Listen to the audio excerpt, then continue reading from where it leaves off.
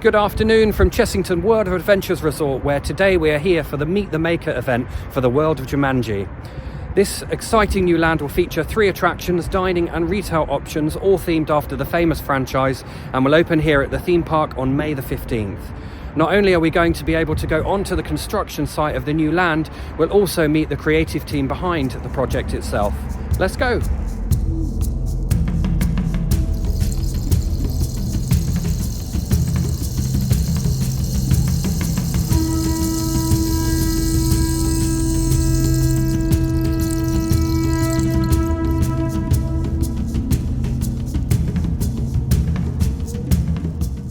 We now have our steel cap boots and fetching helmets, and after a brief introduction by the team here at the resort, we're heading over to the World of Jumanji construction site. 3 new attractions will feature in the lineup, with the first being Mamba Strike, an SBF Visa top dancer located in the bazaar.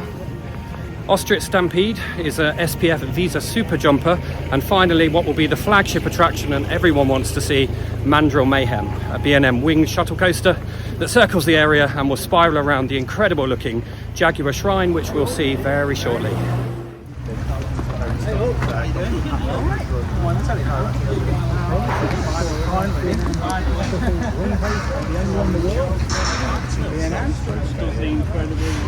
Cinematics, but you did say you might not. Central.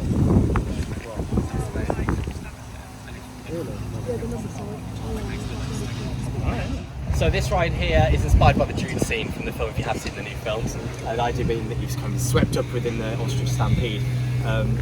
As you'll see, the heads are currently covered up to protect them, but they look like the ostriches from the films, all bespokely made based on the franchise. All of this has a very kind of Dune-like aesthetic. You've seen it, it looks like Dune buggies, it's kind of very rustic. So all this looks a bit like a junkyard theme when it's done, with ostrich feathers everywhere. And all these walls, you will not see breeze block walls, they will all be kind of carved to look like rockwork and sandstone, so all that gets thematically tied into it as well. Fun thing with this area as well, that I know some of you guys probably might have already spotted, as part of our kind of recycling and sustainability piece, we do like to reutilise certain things from other parks, attractions, so we don't just put them in the junk. And so the cabin at the front was something we used from Ripsaw, from Alton Towers originally, that we've utilised as part of that design piece. Another fun thing about each of the rides, and I'll start with this one, is each ride will have synchronised music that goes alongside of it to help really help like amplify that guest experience. So each one has a bespoke score that's been worked with Sony for the ride, inspired by the films, as well as BGM tracks that will kind of fade in and out when the rides are all active as well.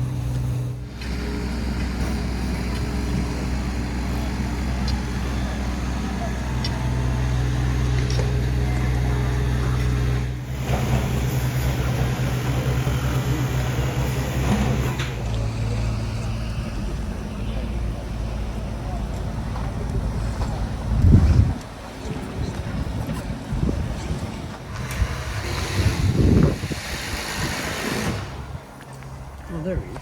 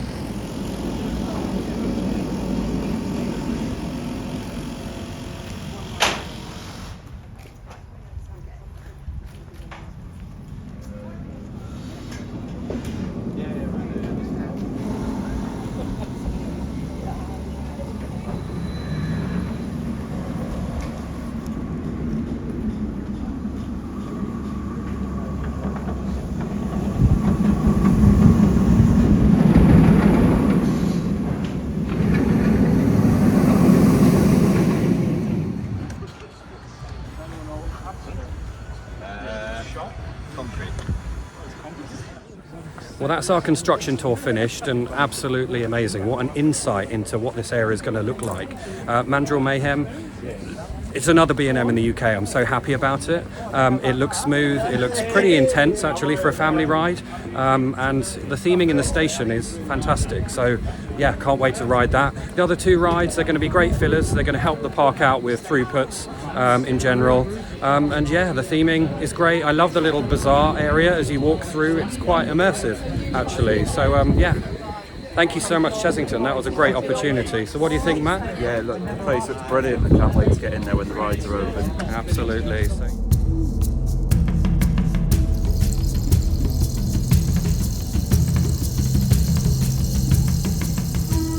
So I'm now here with John Burton, who's the creative lead at Merlin Magic Making for the World of Jumanji. Thank you so much, John, for joining us today.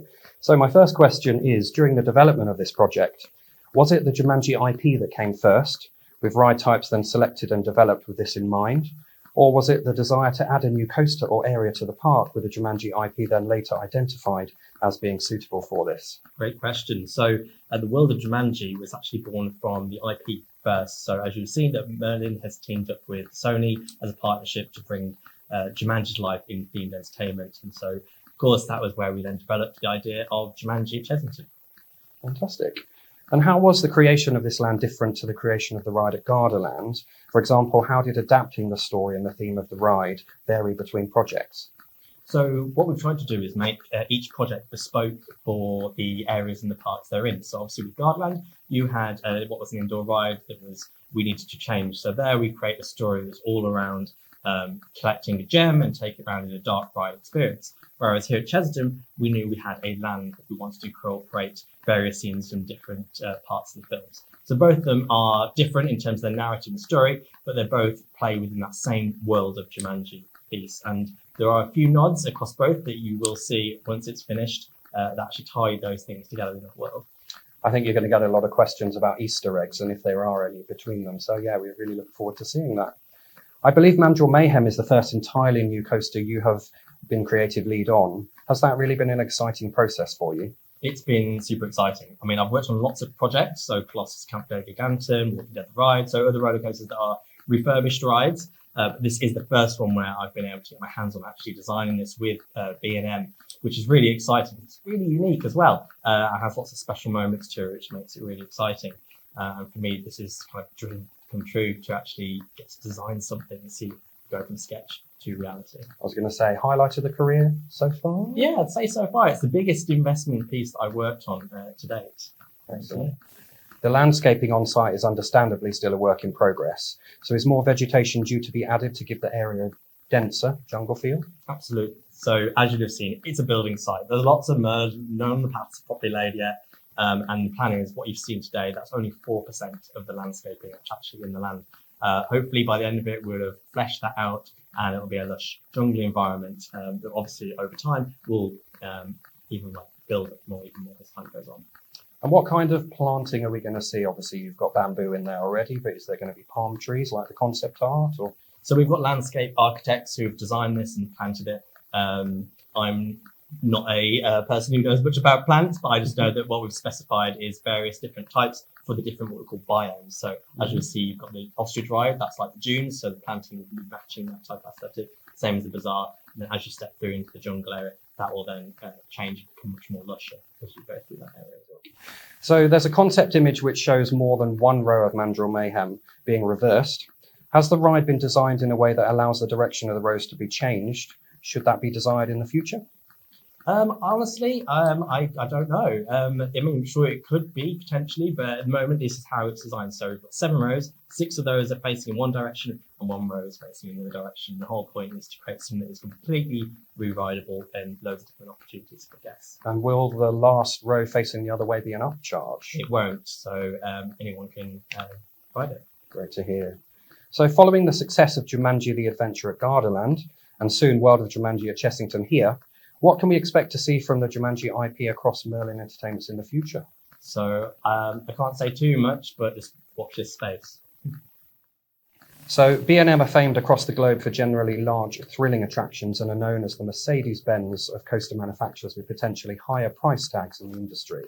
Introducing a family thrill coaster to Chessington is something that makes a lot of sense. But how did you come to the decision to use B&M to produce it, when beyond the 2 family inverted coasters in China, they are not generally known for their tamer ride designs? So B&M, as you said, is like the Rolls Royce of roller coaster manufacturers. They are super reliable as well, and that's what we really want to incorporate into the World of Jumanji. Something that is unique to the portfolio for Chessington, something very different, which is why we've got something that's got all these unique elements, the launches, the inversions, which is the first for Chessington. It's a 1.2 as well. That's something that B&M could provide us as an inversion that goes to 1.2. And it's winged. That is so unique. Kids won't have been able to do that, especially if we've got likes of only Swarm down the road, the only other winged roller coaster in the UK. And as you've seen from the concepts and what you've seen today on site, you've got the Mandrill, which is also a really cool idea with scooped up in those arms. So that's where we went down this route of B&M, wing coaster, and then incorporating all these other elements. And it's super reliable as well. So John, are you able to tell us about Mandrill Mayhem, specifically any statistics like the top speed, the length, and anything unique about this shuttle coaster, which is obviously a first? Sure. So it has 4 launches altogether, which is, again, a UK, it's the most in the UK, any roller coaster. It reaches a top speed of 42 miles an hour as it launches through that station. It's made up of 36 different components, which are then all bolted together, and it's 350 meters in length. And then the fun fact is that it weighs 144 tons, and to relate that back to Chessington, that's the equivalent of 96 misses. Wow.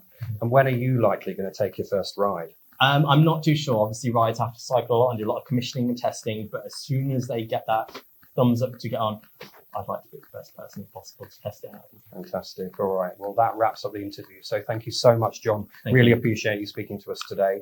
World of Jumanji opens 15th of May here at Chessington World of Adventures. We're very grateful to them for providing this opportunity today. So make sure you visit. Let us know in the comments below what you're most excited about, and we'll see you soon.